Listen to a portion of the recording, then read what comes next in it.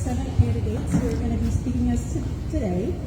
And we think it's important for you guys to be here, right? We have about almost $3 billion worth of sales coming out of our 4.5 square mile district.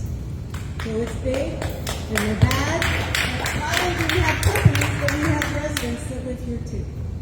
So you've got both industry and people. It's like the perfect combination, I think. Okay, so what we were going to do tonight is let the candidates do a brief introduction for us. 1 minute, keep it to 1 minute, that would be great. I'm going to ask everybody the same question. Let me get it out so I can make sure I say it correctly. Sorry, one arm. So we are going to ask each of the city council people, what can you do to improve and advance the Railyard district for its residents and businesses? So they will all be answering the same question for us tonight. And then when we're finished with that, everyone will get a 1 minute wrap up, a little conclusion for us. And then if we have time, we can do a little Q&A afterwards. Okay? So I'm going to turn over the microphone to the first gentleman here, Mr. Parrish King.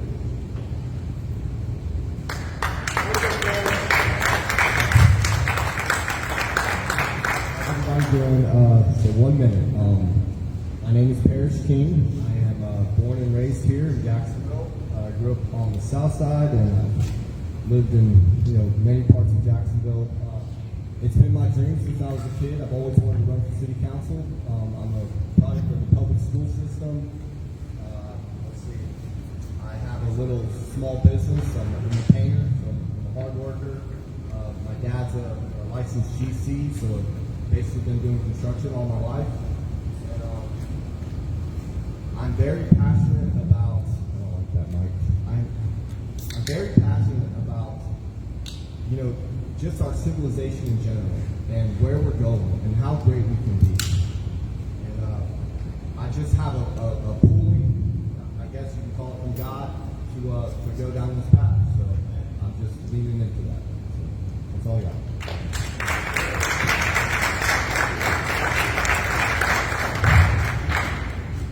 Oh, I'm taller. Look at that. That doesn't count against my minute.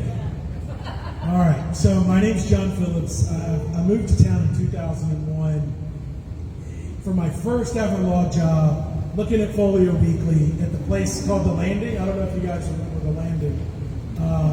And kind of have grown through the process of being a single guy in this town and finding the love of my life in this town and having 3 boys in this town and representing folks in this town like you and getting to know people on a heart-to-heart level, that when you're in their living room or when they trust you with secrets, that it really, really matters. And at some point, Jacksonville's got a lot of problems.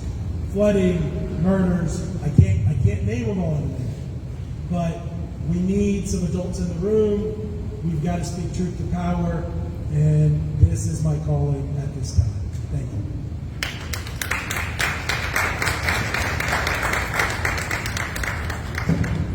Good evening, everyone. Welcome. Thank you for being here. My name is Joseph Hogan, candidate for District 7. I grew up in the district. I've been in Jacksonville my whole life. My family is a lifelong multi-generational family here in Jacksonville. Met my wife in 2nd grade at one of the schools that is still in our district, and currently have 2 kids at that same school. Currently serving the Florida Air National Guard as well at the 125th Fighter Wing. My day job, I'm a general contractor. I build houses and do some remodel work. For those of you who don't know or maybe recognize the name, my dad's Mike Hogan. So that's where I got that's where I have it in my blood to serve in politics. So I'm here. I'd like to serve the area, and I look forward to your questions and meeting everyone here tonight.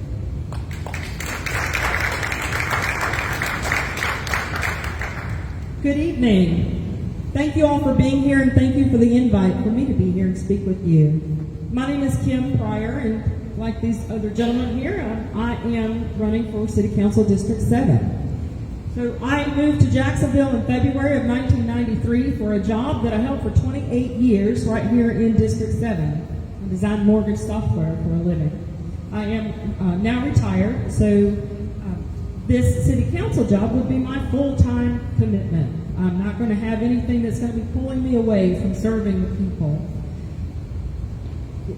And it is about the people. It's about what you need. What are your needs? What have you not gotten? What have you seen that's been done wrong? Let's work together and let's make it right. Because that's what one of the main functions of this job is to serve the people. And that's exactly what I want to do when I'm elected. You guys can hold me accountable. I will be responsive. I will answer your calls. I will answer your emails. I'll come and meet with you at your homes if that's what it takes. But that's what I want to do, and I hope that I can earn your support. Thank you.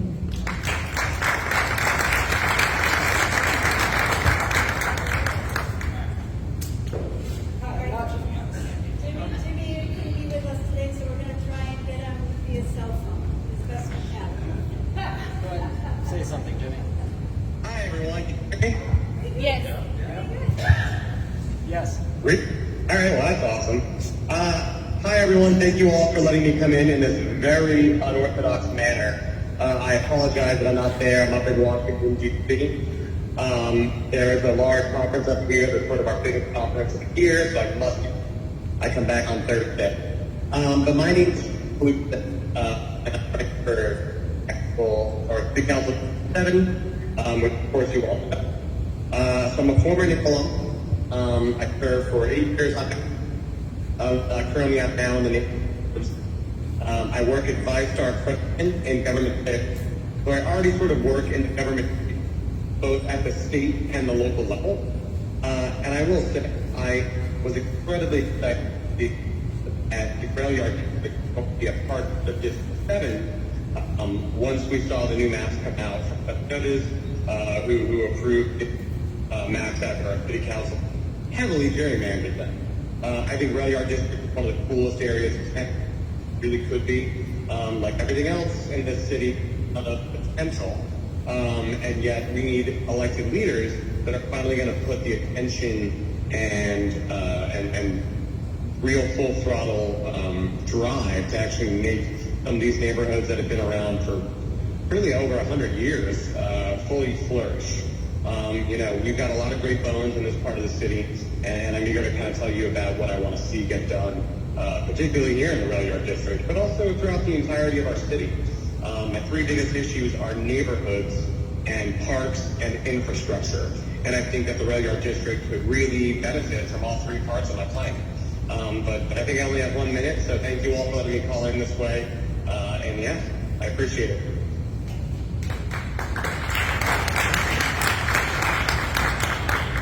All right, that worked out better than I thought.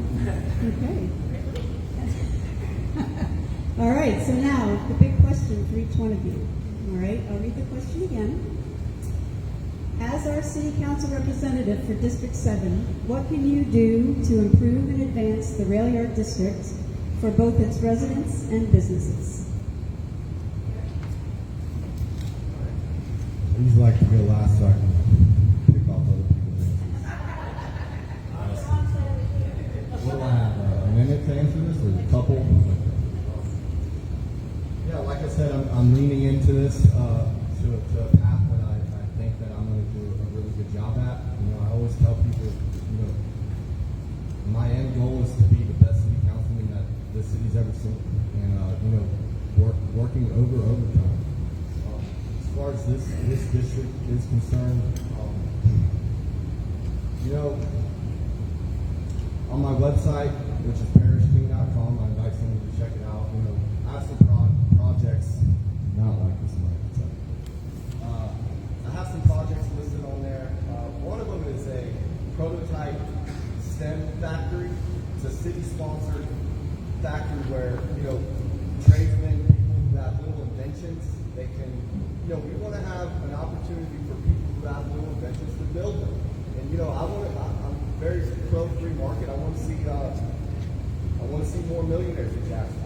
And, I know I can say working in construction, I've met so many people who have little inventions and with no place in Jacksonville to build them. So, being that this is kind of a business area, and I also know that this area struggles in crime. It struggles in drug addiction. Okay, I'm born and raised here. I know this area, and we need to open up another rehab center. We have 500. In 2021 we had 538 overdose deaths. We're averaging 450 a year in Jacksonville. It's the number one killer. It's triple the murder rate, and the murder rate's bad. So, those are things that we need to address. And at the moment, we're underfunded. I volunteer regularly at Gateway, and we try to get people in who want to go in for treatment, and they're denied just because they're full. The detox is full. So we need to put some funds into that. That's one of our biggest problems that we're facing today. And that's really all I got on that. I'm good with you.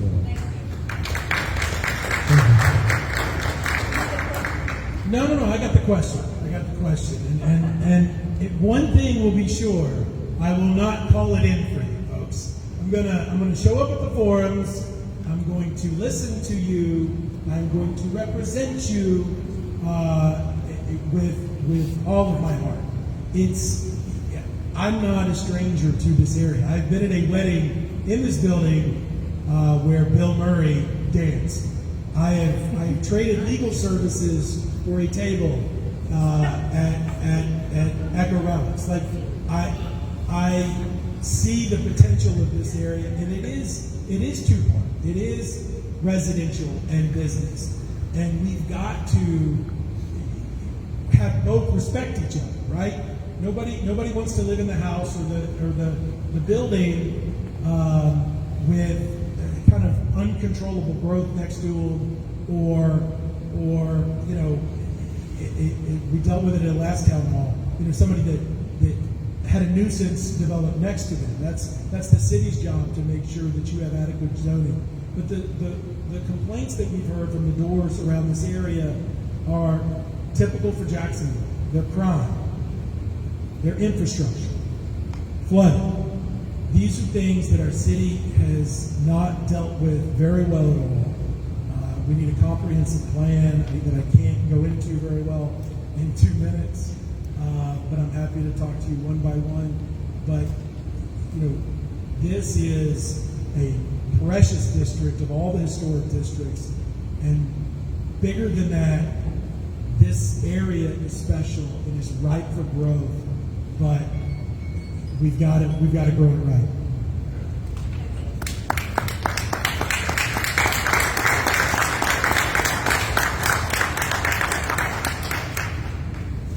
All right, well, first off, I want to thank all of you for enrolling in How to Improve the Railyard Districts in 2 minutes or less. So let's get started. I'd be surprised if somebody said something other than infrastructure. I think if you walk around the room, probably the number one issue out of everybody's mouth is going to be infrastructure in the area. One of my best friends has a warehouse right around the corner on Copeland Street, and it's kind of funny. I laugh when I go there sometimes because the city paved through an old concrete or old railroad tie. They didn't take it out; they just paved in the middle of it and on each side of it. And as you drive over it, your car bounces up and down, and it's like Mr. Toad's Wild Ride. And I'm sure if you live or work in the area, you have similar stories all around this area. So we know what the problem is, and I think we know what the solution is too. I think if you ask anybody, it's pretty easy to fix roads and improve infrastructure. So we know what the problem is, and we know how to fix it. So what's wrong? The problem is we're not doing it. How do we do it? And it's my belief, my thought. I think we should have mandatory spending on infrastructure. We take our budget every year. We have a mandatory set number of a percentage of our budget is set aside for infrastructure spending on infrastructure improvements and maintenance. The last least of infrastructure would be infrastructure expansion. That's my goal. That's what I will be focused on as a council person. I think the job of the council member in that regard is to kind of look at the district as a whole and make sure that priorities are in place properly. As far as the roads that need it most are getting it. The roads are not great in my neighborhood, but they're not terrible. The Railyard District roads are terrible. That would be a high priority line item for District 7.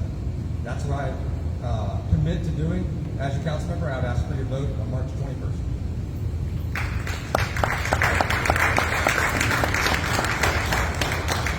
So what would I do to further the needs of the Railyard District businesses and residents? We've all heard infrastructure. Obviously, that is something that's needed. But the first thing that I would do, because this is a newer area to District 7, so the first thing, what do you need? You guys live here, you work here every day. You guys are the experts in what needs to be done in this area. And so this is just the beginning of the partnership that we will form once I'm elected. It's not about me up here telling you what you need. Let me say that again. It is not about me telling you what you need. You guys live here. And that is one of the most important things, in my opinion, is to forge that relationship and to listen and respond.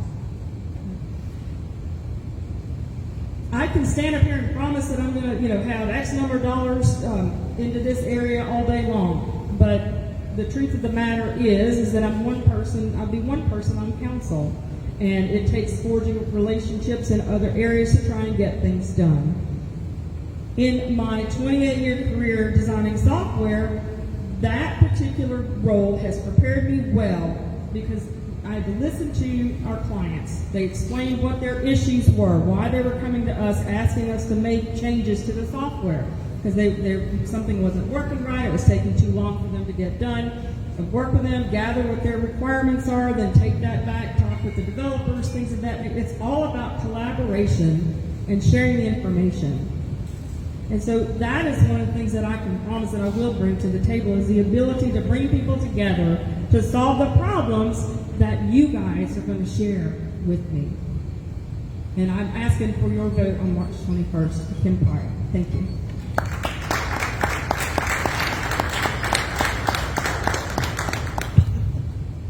Hey everyone, this is a great question. It's a great question for a few reasons, but when it comes to our pitch from my campaign's perspective, we talk about neighborhoods and we talk about infrastructure. Now, everyone up here has brought up infrastructure, and it's obviously a massive need. But one of the things I noticed we haven't talked about is kind of the future of what the Railyard District really could be. So I used to live in Philadelphia during my last 2 years in the Navy on active duty. I lived in Philly, and there were a ton of old neighborhoods, the Meatpacking District and Fishtown, which had neighborhoods that looked just like the Railyard District does today. And they completely retrofitted some of those buildings, and they added a ton of new construction.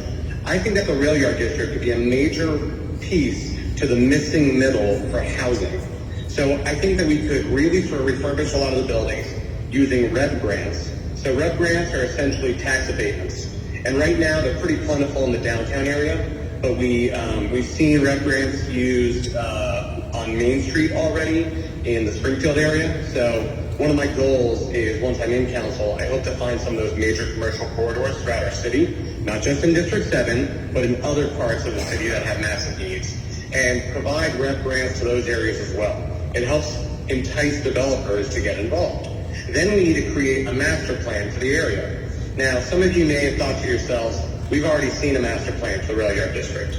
Well, I understand that there is a plan, but I don't know if it's actually been authorized by City Council. So I will fight to ensure that there's plenty of public input and that we actually build out a real master plan for the Railyard District. I also want to ensure that the rezoning that's necessary under the new master plan is actually done on the dime of the city. So one of the things that I've learned from some of the developers that I've talked to is the city will say, hey, here's this plan for this area, but developer, you have to do everything. You have to pay for the zoning changes, you have to go through the process, everything else. So when the developer has to do all that, are we out of time? Yep. All right, vote for me.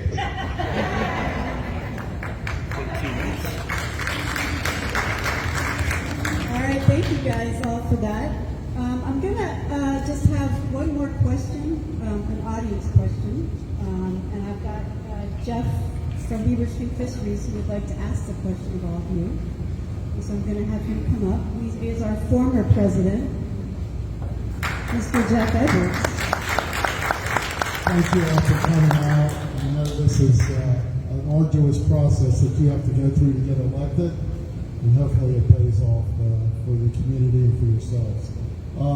So one of the problems and one of the reasons we formed the Railyard District is the lack of attention to the rail yard by City Hall as the leaders of our community. And by example, we have a project that FDOT is involved in that many of our members are following with I-95. They want to rebuild I-95 through the Railyard District and downtown from I-10 to the Martin Luther King Expressway. The only people who have essentially showed up and been talking to FDOT for over 4 years are people who are members of the Railyard District. Nobody from City Hall has participated in a project that will influence both the rail yard, downtown, the urban core for decades to come. So tell us what you would do different than what we see now in terms of City Hall showing leadership in things like this that impact our community and that are being overlooked or not paid attention to at the present time. Thank you. Raise your hand if you've litigated against the Department of Transportation. Raise your hand if you've stopped them from their plans. Okay, there it is. In fairness to FDOT, we did get them to tear up their plans and start over based on the original plans for I-95. So they are listening, but we're the only ones at the table for them to listen to. And that's good. And good for you guys, because it takes that, but you shouldn't be alone. Exactly. And look, I agree. I'm a board certified civil trial lawyer. I don't have to work for tables, right? I get paid too. And we've got to have folks at this point that aren't just trying to run for the next job or find their next lobbying gig. We've got to have somebody that's going to stand up, speak truth to power, and stand with you and say, listen, we may not have the 10 votes we need right now for this city council legislation, or we may not have the representation we need in state or federal house, but you're not going to bully us because we're going to stand together. And you know, through my career, which I hope you research, if you don't know, that's what I've done from, you know, macro to micro, and that's why I'm here, because it's going to take, you know, somebody that's not just going to be here at a forum, but that's going to keep coming back because of commitments. And I know probably half of this room for over 5 or 10 years, some 20, and that is commitment and using my legal skills to actually get the job done.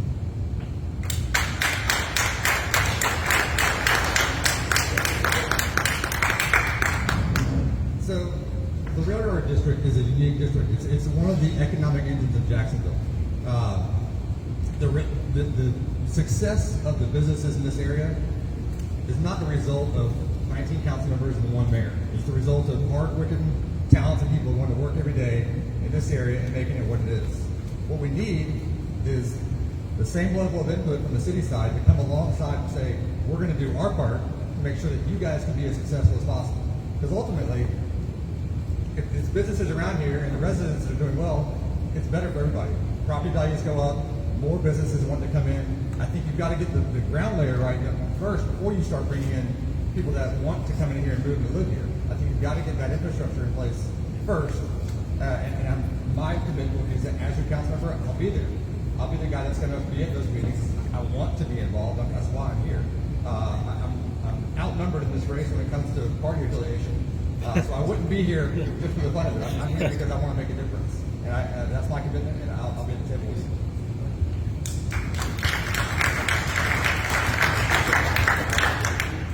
So I don't know any of us that's going to stand up here and say that we're not going to be here for you. I mean, if we're gonna do this job properly, we've got to be here for you. And that is something, that's a campaign promise, if you will, that I can make because I have control over what I do. And so when you have these types of projects that are coming into town and so forth, it is extremely important that we try to get the information out to all of the people. Because I'm telling you, things can be changed when you got a whole lot of what we call butts in seats.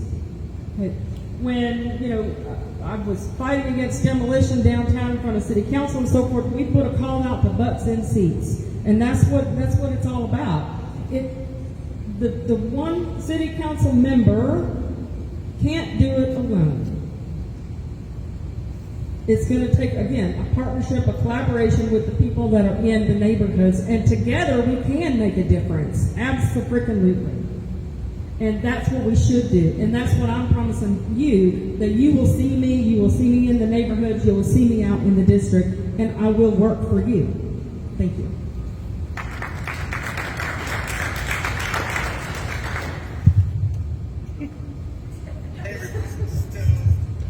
I've been working in government for quite some time. I'm actually very familiar with District 2 with DOT.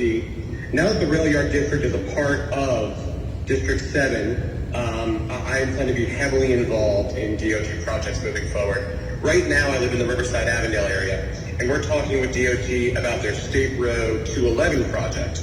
Also in Spar, up in the Springfield area, we're talking about the Main Street drag that they want to do work on. And then in the Murray Hill area, they want to do work on Edgewood, right? All these things are massive collaborations with state and city government, as well as Northeast Florida Regional Council and North Florida TPO. All these organizations coming together to try to make these projects work. Now, we need to have people up there who understand the process, who understand what some of these engineers are talking about, and as someone who's worked in the process and understands a lot of these engineers quite well, because I've worked with them for many years, it's imperative upon us to kind of have that sort of good connection, good dialogue. As your city council member, I understand the language, and I'm very, very active when it comes to our civic organizations and our political organizations. And that includes DOT. I mean, District 2 is a beast, and they don't always listen super well. So you need to be heavily engaged, and I promise that I will be. I mean, I'm sorry to say that I'm not there in person, but you can see how dedicated I am to this seat and to being involved just by me calling in. But thank you all.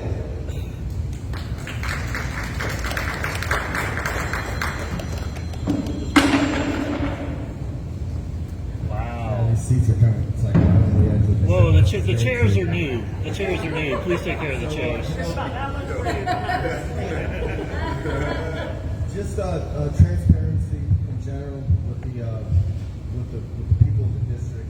I don't know too much about that particular project, but look, Jacksonville is going to continue to grow. There's going to be big projects that come up, and I'm a people pleaser. I want to make sure everybody's happy, and we want a guy in there who's going to make the wisest decisions for the people. And I hope to be that guy. Or gal. Sorry. You're welcome. All right, thank you guys all for answering that surprise question. I think this crowd has another surprise. Don't get up, Alan. You're good. What time do we have? 6:51. I'm going to take one audience question, and all of you guys can answer it. Okay? Does anybody have a question that all these people can ask? Would you like to come up? Oh, nice, Stanley. Not really. So I am, for those of you that don't know, I'm Dr. Stephen McAllister.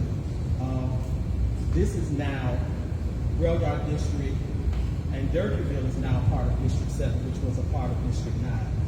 And here's where I take issue. Here's my question to you. Everybody's talking about a couple of things. The Railyard District. But there is a historic district just across the street. The only black historic district in this city. The only place that black people could live when they banned us from living anywhere else in the city. But nobody's talking about it. Not one candidate except for John Phillips has been to Durkeeville. Not one sign, not one door has been knocked. How do I know? Because I ran. They called me the mayor of Durkeeville. I do that work over there day in and day out. I feed 100 people out of my house with no government funding. I do the work. Not one council person that is running for District 7 has come over here. We're talking about infrastructure and street. The people in Durkeeville can't feed their children. They don't give a damn about infrastructure. What about job creation? What are we going to do for our young people? The reason why we have so much crime is because we still have latchkey kids. Some parents have to work, and they have to leave their children home and hope that they don't lose their children to the street. What about that? What about creating jobs for these kids to have something to do in the summer while their parents work? What about that there is a food desert right across the street, and the children at EWC don't have a place to go and eat within 5 to 10 miles? We're talking about infrastructure, though. If we're going to talk about what matters, we need to talk about the people. It has to be people over profits. And that's what I want to know. What are you going to do just across the street in Durkeeville? Why don't we have a historic designation like every other district that you represent? Springfield, Ortega. That was the second largest housing urban development, only behind the Poker Bees in Miami. Hank Aaron played his very first game right there in that baseball field, but none of you have come. We in the community have to fight to use a park in our community. What are you going to do? What are you going to do for Durkeeville? What are you going to do for the other part of your district across the street? Every other district, Ortega, Riverside, they're all well to do. They got their stuff together. Our streets are crumbling. We have a sewer problem over there right now, where the sewer all runs to Keysroy and it's backing up to people's houses. What are you going to do for Durkeeville? We're talking about the Railyard district. The Railyard district is on its way, but what are you going to do about one of the most neglected districts in this city? That's what I want to know. What are you going to do about job creation? If we're going to talk about infrastructure, why don't we talk about giving 33% or a percentage of those jobs to these minorities? What are you going to do? That's all I want to know.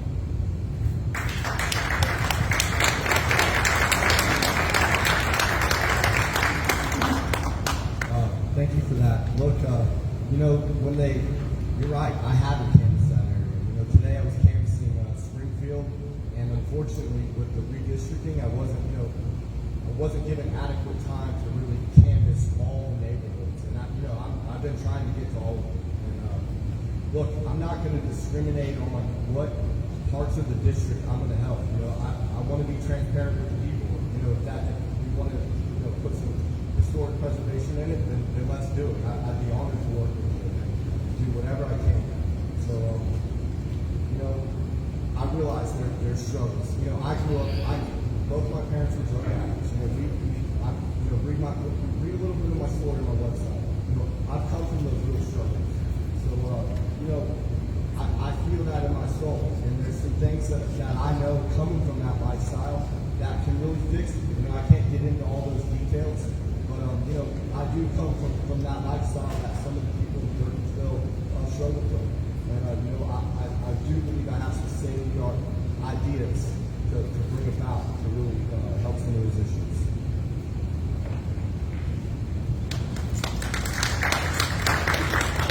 Thank you for that, Stanley, and I appreciate your recognition. But it's not near enough. Knocking a door ain't gonna do it, right? And Angela and I have spent hours already talking about Durkeeville and and that's the thing about New 7. Some people don't understand New 7. New 7 is the jewel of Jacksonville. And it's not because of Shod's Land or it's not because of downtown. Those are big. But it's because of these pockets of historic districts. And as politicians, we come out, I'm new. I've never run for office before. We come out and we say, oh, this is the Railyard district. Let me look and see how to make them happy. But we got to do that for neighborhood after neighborhood. And look, if y'all know anything about me, it's that I'm going to keep it real. And 40+% of this district is minority. 46%. And we got to recognize that as District 7 candidates and council people, because that is the most underserved half. And I'll tell you this, we're going to make it over 50% before before long, because we're going to get people to realize if they turn out, right? If they turn out, they control all of the jewel. But it's hard to say in 2 minutes for any of us, a long-term plan, and I'm dedicated with you to go through it. But look, I got in this because of 1,000 murders in 7 years. I got in this because of Jack's Journey being closed down, and red caps, and all the options that lead kids to either choose between working at Family Dollar, if they have one there then, or running some game and making some cash, which then leads to more problems. Because the city doesn't care. Lincoln don't care. Tim Baker certainly doesn't care. Jordan Ellsbury doesn't care. Right?